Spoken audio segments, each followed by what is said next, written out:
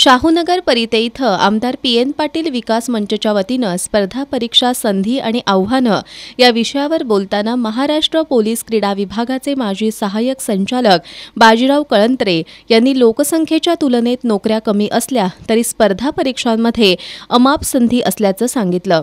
विद्यार्थ्यांनी स्पर्धा परीक्षांचं आव्हान स्वीकारण्यासाठी चिकाटी आणि सातत्यपूर्ण अभ्यासाची जोड द्यावी असं आवाहन कळंत्रे यांनी केलं। जिल्हा परिषदेचे माजी अध्यक्ष राहुल पाटील यांनी स्पर्धा परीक्षेत ग्रामीण विद्यार्थी चमकत आहेत ही बाब कौतुकास्पद असल्याचं सांगितलं।